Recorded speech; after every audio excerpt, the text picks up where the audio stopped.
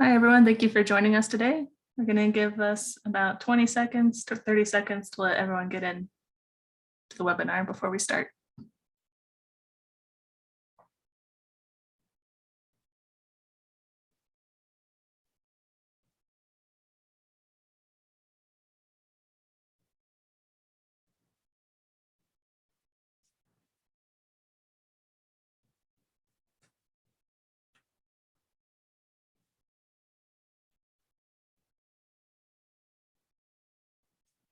We'll give everyone just 10 more seconds and then we'll get started. Thanks for joining today.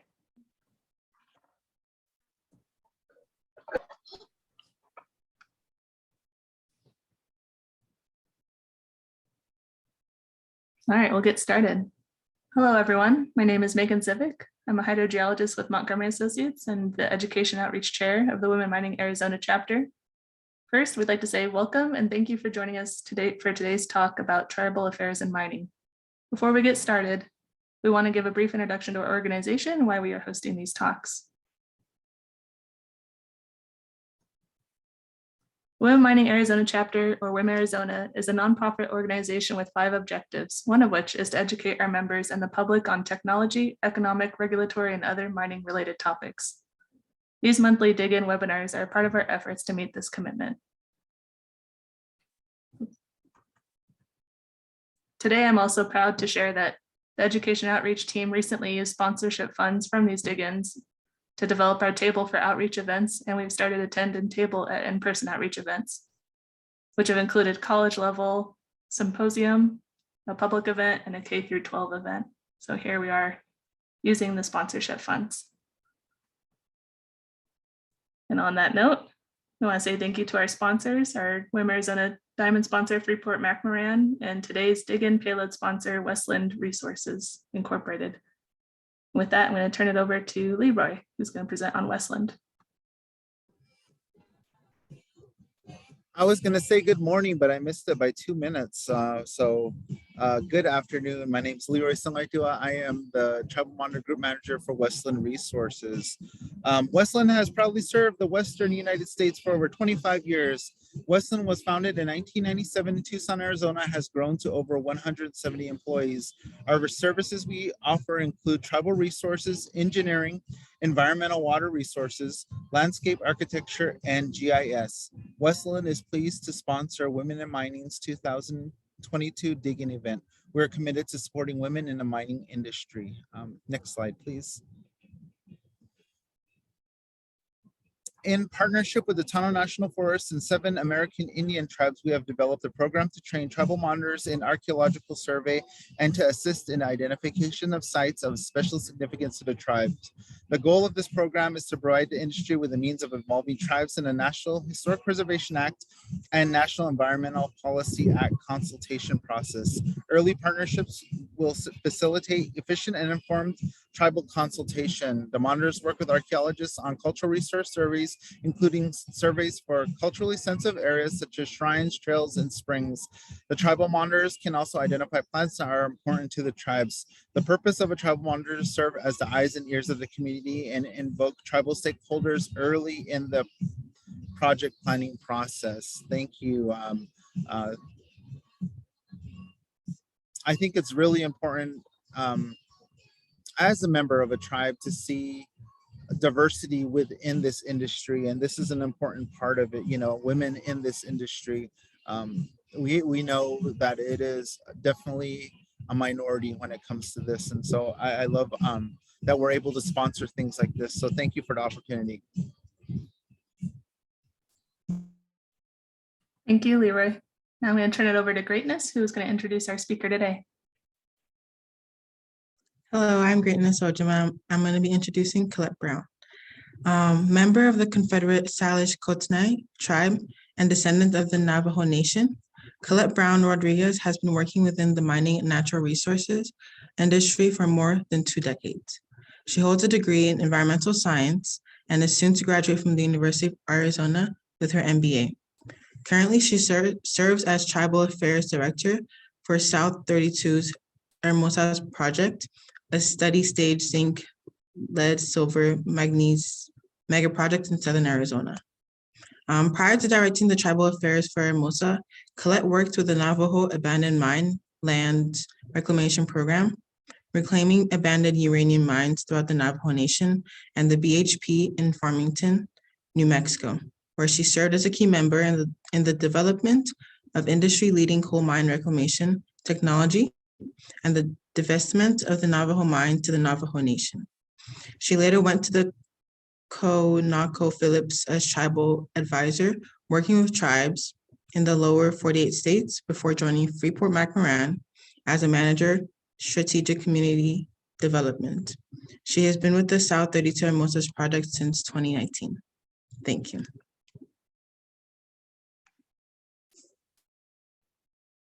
All right, with that, we'll turn it over to you, Collette. Thank you.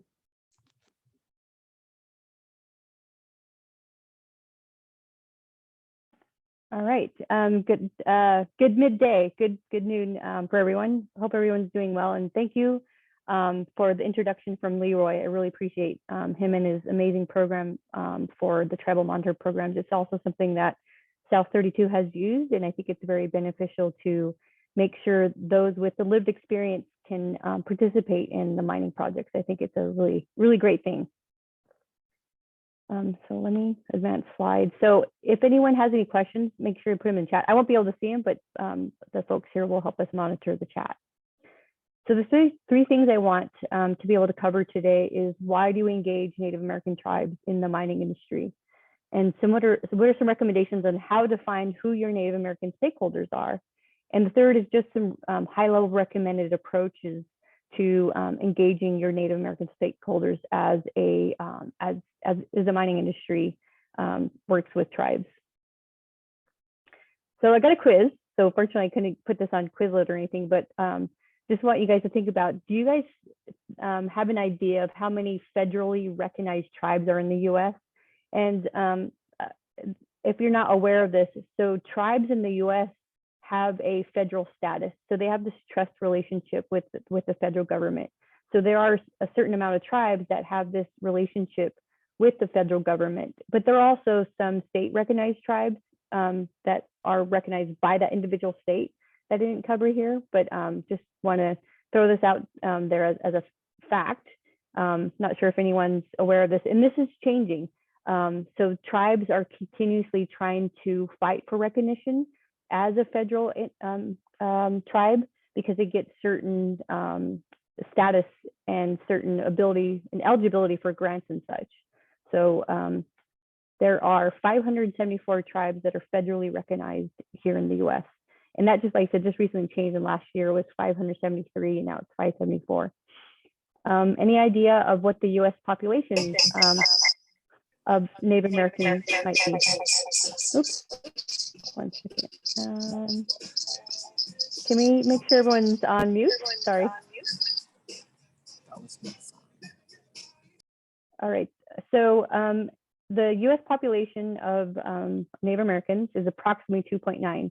I originally had an asterisk here because there is somewhat of a dispute here. So I think it's more around 2%, because in the last census, there was some confusion. And I think people who were indigenous to Mexico also started answering that they were also part of the Native American population. So the more approximate is around 2%, but that was based on the last census.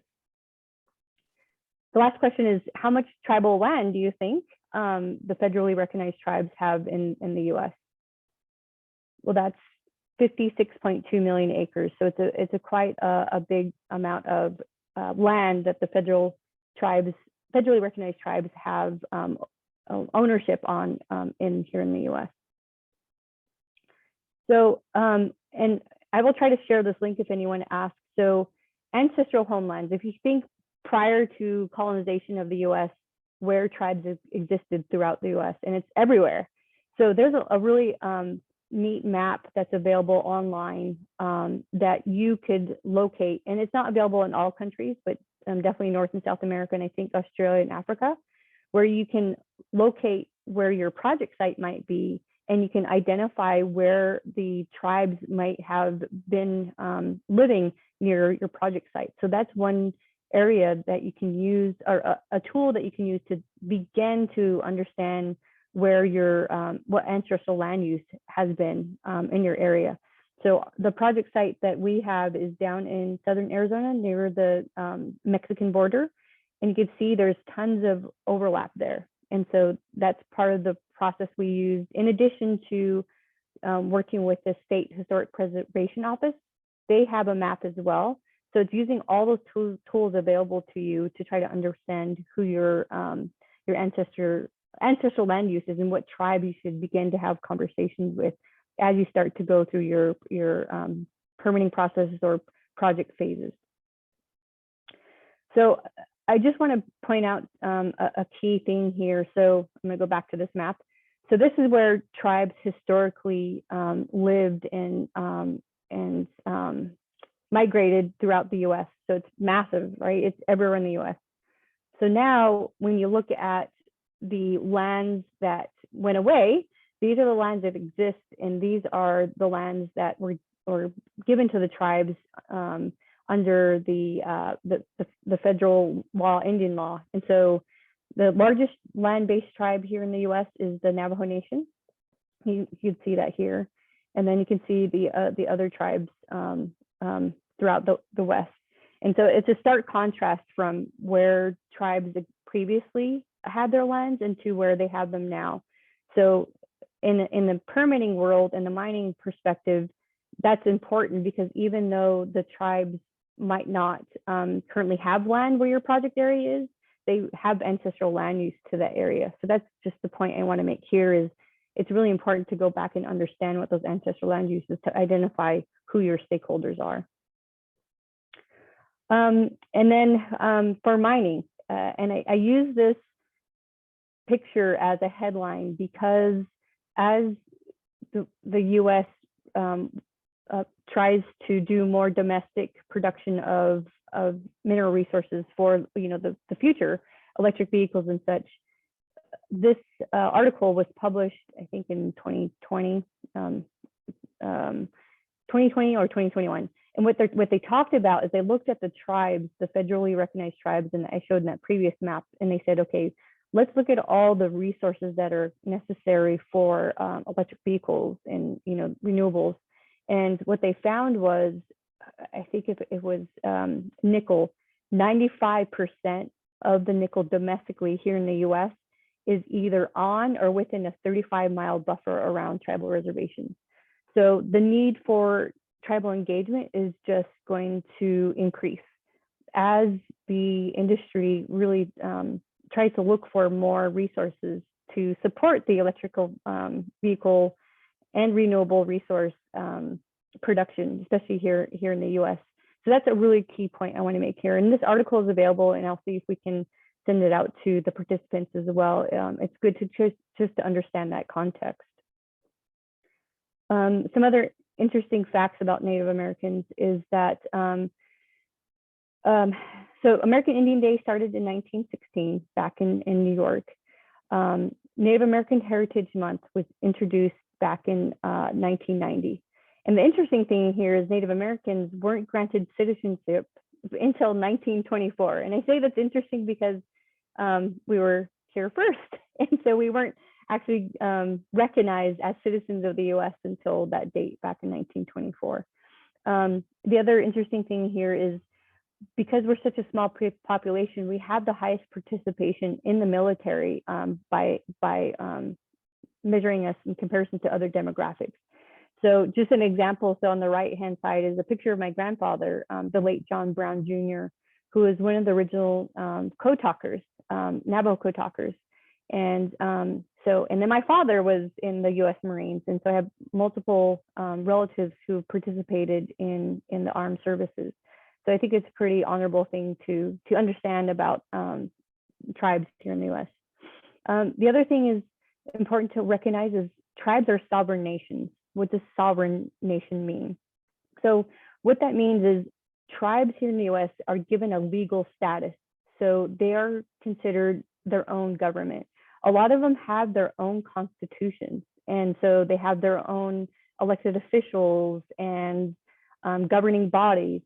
So that's what's unique here in the US. And so when they are working with governments, their view is that there should be a government to government relationship. And so when we in the industry are working with them, we also need to consider that they are a government entity.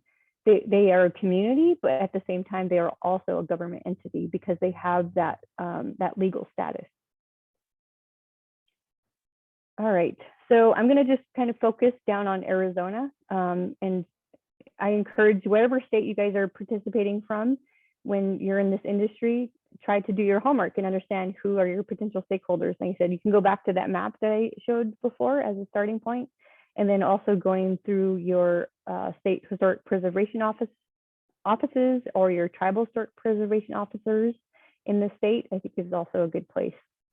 So Arizona, there are 22 federally recognized tribes. I'm not sure if anyone can guess, but there are tribes that are closest to Tucson. So in Tucson, the closest would be the Tohono O'odham Nation and the Pascal Yaqui. And I wanted to point this out here that there could be other stakeholders for projects in Arizona that are outside of Arizona. So in our case, it's New Mexico and Oklahoma. And the reason why is the Apache, for an example, they moved around in the area. And sometimes in the history of the US, when tribes were being forced to move across country to different areas. So the plan was that the United States wanted to take all the tribes in the US to put them in the state of Oklahoma. Well, luckily they failed. But as part of that, some of the tribes were fractionated. And so they weren't always, they didn't always stay in one area. And that was either through forced relocation, but also they just moved. They moved in throughout the US. So that's also important to understand that even though you're in one state, all your tribal stakeholders might not be in the only state that you have your project in. And then, so based on my experience in working with tribes in the US, and not only in mining, but in oil and gas, it's really, these are the things that rose to the top of mind. I'm sure there's others, but I think that almost anyone who's working in the extractive industries can apply, is really, number one, understanding what the ancestral land use is. Recognition of tribes as sovereign nations and as unique stakeholders. And what I mean by that is there are some things that tribes are similar in. They have different, they have similar laws that apply to the tribes and us, but we're unique in that each tribe is going to have different concerns and interests and things that are important to them. So it's also very important to understand that what is important to the tribes that you're working with individually. And then even for larger tribes like the Tohono or the Navajo, the regions in which the tribes have their different jurisdictions, even they have uniqueness within the tribe. So it's really important to understand what might be different for those tribes, especially those ones that got the larger land bases.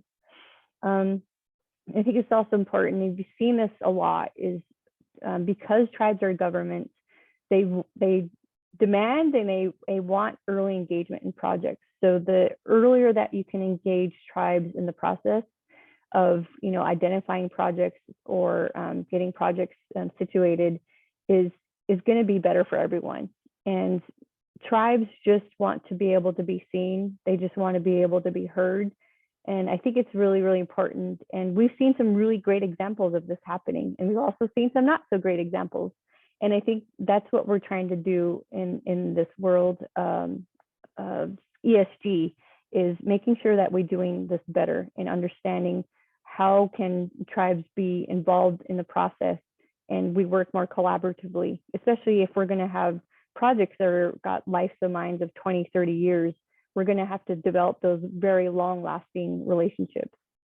And so that goes to my last point about, because a lot of these mining projects are 10, 20 years, it's beginning to develop those very long-term relationships. And we all know this is, how do you build relationships? Building relationships is based on trust and transparency.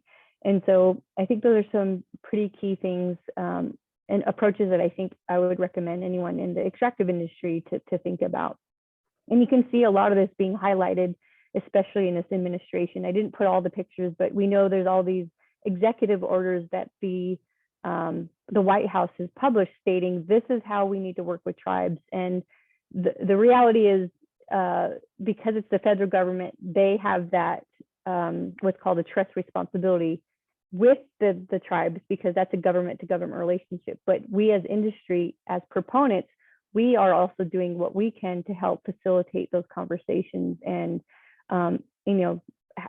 making the governments look at how can we engage tribes beyond just the consultation process, because there's that legal consultation process, but we're trying to engage them just in general terms and share information about the project and just make them aware of what we're doing in their ancestral lands. So this, I just wanted to show this map that there are 22 tribes in Arizona. You can see on this right-hand side are the 22 tribes. So the Hermosa project is down in the lower right-hand corner. And like I said, Tucson's right up here, and you can see the Tohono O'odham is right next to Tucson, and so is the Pascal Yaqui. And I mentioned earlier about the 6 Apache tribes. So on this little pink pop out, you can see where the Apache have their Arizona tribes, and then you can see how they have New Mexico out in the Jicarilla, Mescalero, and then you have the Fort Sill Apache, who are all the way over in Oklahoma. So that's just for consideration for our project. We're looking at how can we make sure that we cover the tribes that we think would be interested in that ancestral land use down in southern Arizona. And then just a little bit of trying to give people homework. And because those of us who are in Tucson, it's great to understand who your neighbors are. If you haven't been to the San Javier district or the mission, it's an amazing place to go visit and get yourself some popovers or fry bread. It's really good. So the Tohono O'odham they have 11 districts. So San Javier district is the closest to Tucson. Their approximate population, again, this is a little bit older data. I haven't gotten the newest numbers. They've got about 34,000 members. This is the 3rd largest land-based tribe. So if you zoom out to the US, I think the other one is the Unita is in Utah. They have the 2nd largest, with the Navajo Nation being the largest land-based tribe in the US. And again, they're a sovereign nation, so they have their own government and their own constitution.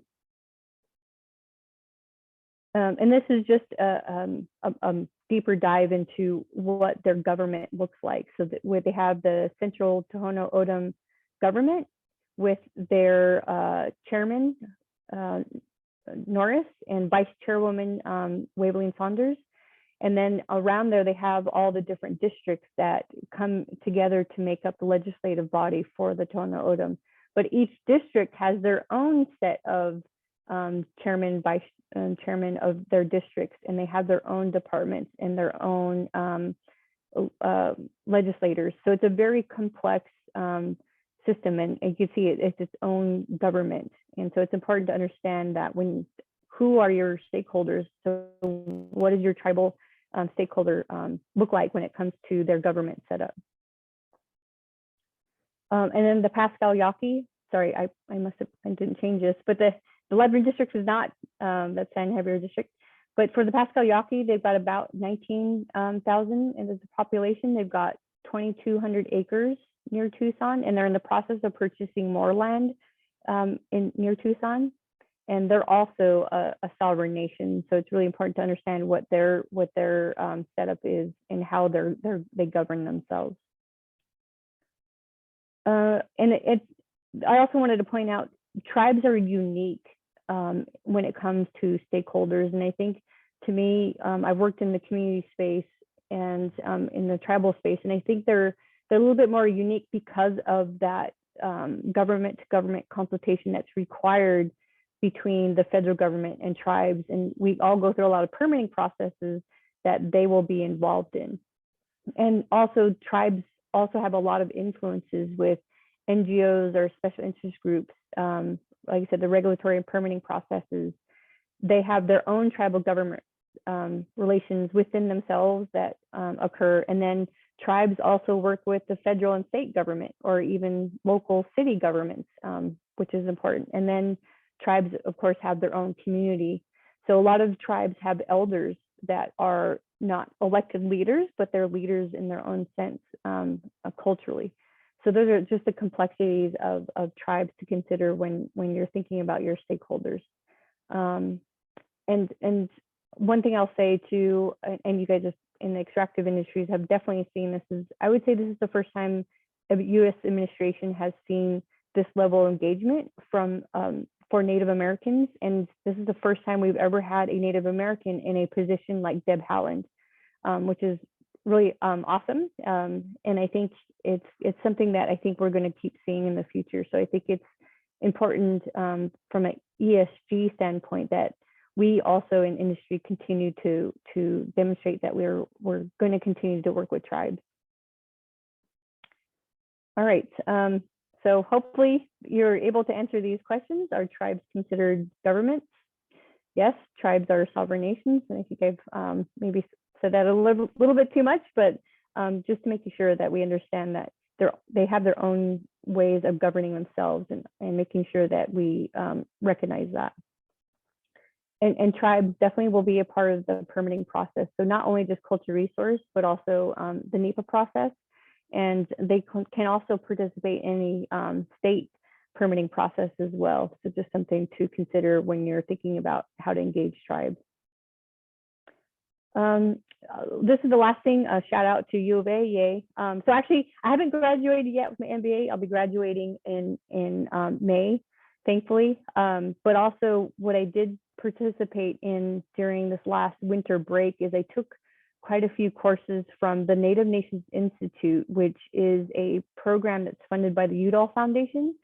And it's in partnership with the Harvard Project on American Indian Economic Development. And I really encourage people who want to work with tribes to look into these courses, because it gives you a perspective not from the outsider looking in. It's the tribes demonstrating what they want to do as far as building their futures. So as we're starting to work with tribes and begin to develop those long-term relationships, this information that I learned, and even though I'm a Native American, I've been working in industry for 20 years, I learned a lot.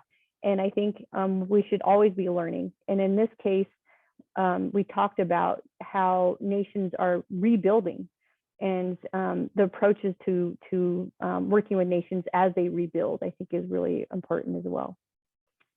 But I'm going to stop there and leave it for questions. So I'll turn it back to Megan to see how she wants to facilitate that.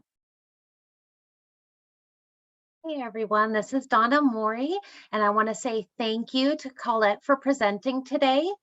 If you have any questions, please go ahead and put them in the question and answer or the chat at the bottom of your Zoom screen.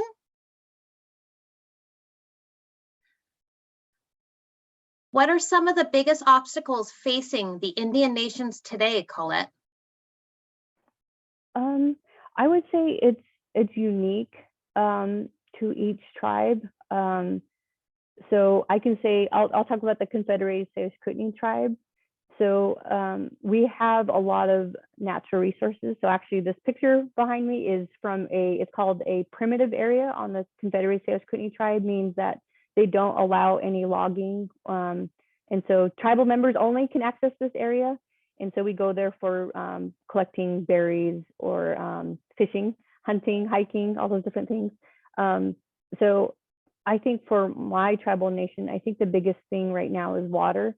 And I think water is always going to be a big thing for all of society and not just tribes. So tribes have a long history of, fighting for their water rights. So I think that's one thing that's always going to be there. And I think just, the socioeconomic status, and I'm not saying this is for all tribes, but a lot of tribes have some of the highest unemployment rates and the high poverty rates. So I think it's always going to be a situation for many tribes. And many tribes, one thing I'll say is there's so many highly educated, very smart Native Americans, and that's why I so much love U of A, but of course there's other colleges, OU and such, But we're making strides in that way, and it's really how do we go back and help our people, I think is really important. I've got to say, I was ASU, but that's okay. U of A is pretty great. Yes, ASU is up there as well. We got to let ASU grad. There are many mines that are not located within current tribal lands. However, all of them are located within ancestral lands. How many mines need to be, or I guess I can help answer part of this question. It's not so much how many mines need to be mindful of ancestral artifacts, but I guess probably how is the best way for mines to be mindful of the ancestral lands?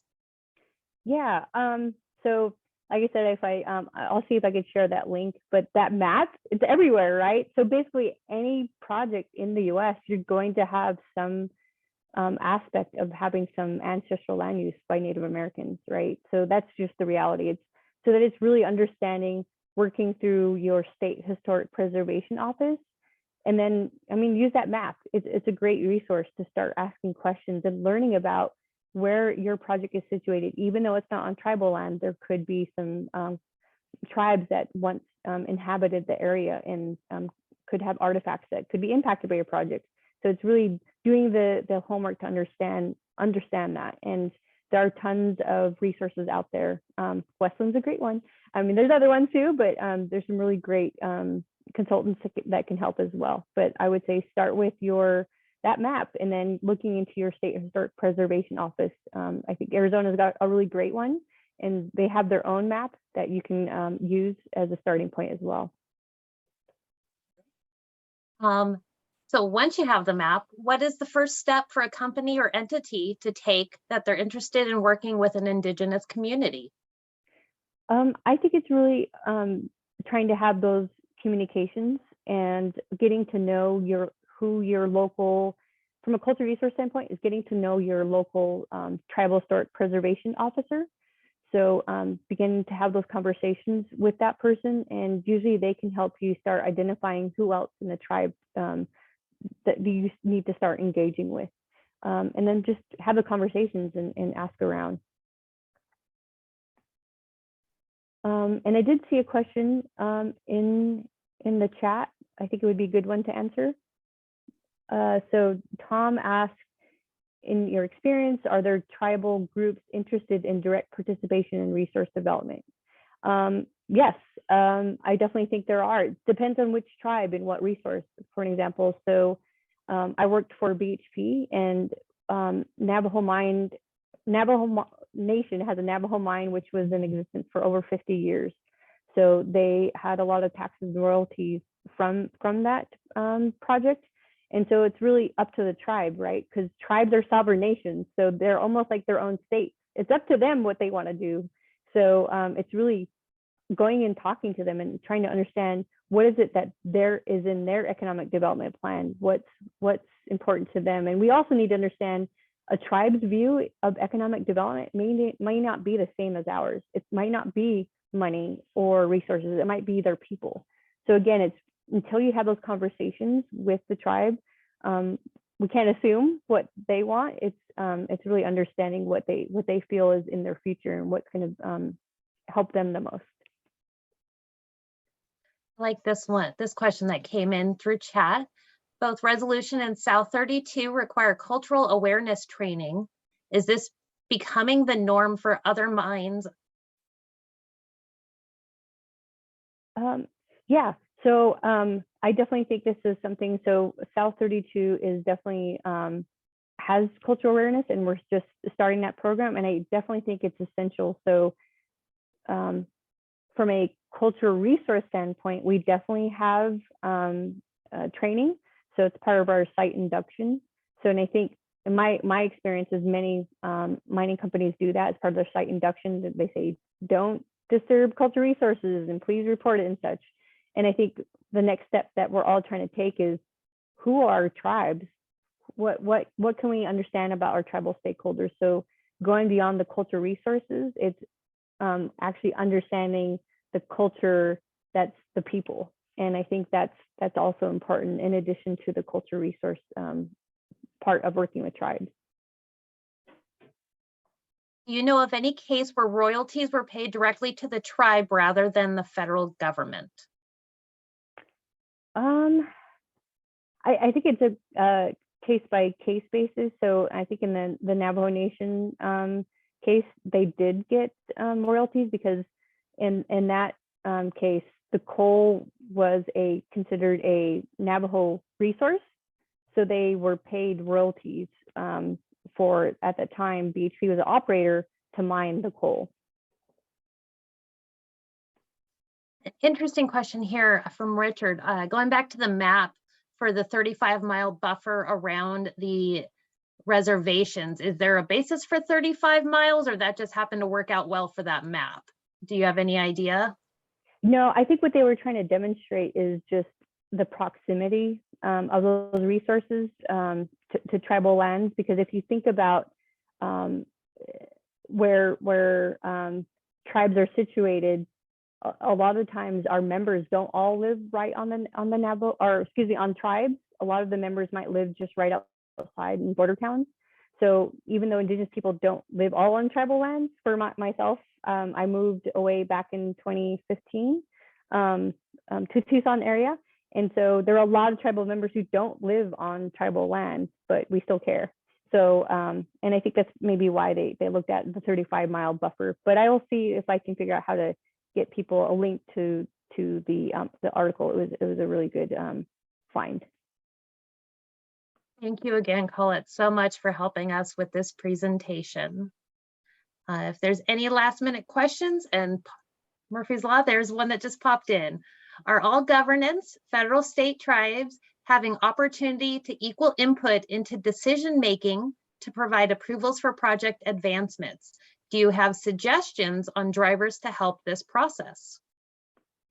I think that, to me, it should be simple. We just need to have early conversations when we can with tribes. And I think that's the good thing about what we tried to do at Hermosa is, you know, those of us in the extractive industry know that there's a stage gating process. So you go from exploration to concept, pre-feas, feasibility, execution. And it's really, how do you engage tribes all throughout that process, and recognizing that sometimes in exploration, you're just doing exploration. It might not become a full-fledged project. And so how do you balance the engagement? So I think it's just awareness and having those conversations and being a good neighbor, I think is to me, it seems simple, and recognizing, you know, there's some complexities there, but it's having the conversations and letting people be aware of, you know, what the project is, could be, and, you know, what you think your future might be. To end us off, what practices have you seen lately that you think are good practices to integrate into tribal engagement plans? I definitely say one thing I always advise people is meet tribes where they are. And what I mean by that is going back to understand what their situation is. So I can tell you what's been difficult in COVID, right, is we want to engage, but they are so worried about different things. They've got COVID to deal with. They're trying to protect their elders. They're trying to protect their history. And so we have to understand what they want and what information they want, how they want it. And I think that's really important. So an example might be, especially during COVID, we always felt it was best to do Zoom. Well, sometimes as things were getting better, like, well, we actually want to meet in person. So it's really going to understand how they want to be engaged. And I was mentioning how they have their own government systems. And so depending on how they want to work, maybe they might want you to work with the elders, or maybe they want to work with, you know, their elected officials, or both. So again, it's just really having those conversations and understanding how they feel they would like to be engaged, I think is very important. Thank you again so much for this. We also want to give a huge shout out again to Collette for presenting today, and for our sponsors. We'd like to invite any WIM Arizona members interested in joining one of our 8 subcommittees to reach out to us via social media or email. WIM is run entirely by members who volunteer their time to help advance our objectives. Getting involved with leadership is a great way to give back. use and grow your skills, and engage with your fellow WIM Arizona members and our stakeholders. We have our annual planning meeting coming up. And on the next slide, we'll go to our events. Here's some other events, whether you're a member or not. We'd hope you could join us. There's an outreach event, as well as an in-person networking event. Cross your fingers that COVID does not rear up and make us have to cancel this one next Friday. And then we've got additional dig-ins planned for the rest of the year that we hope you'll be able to join us at.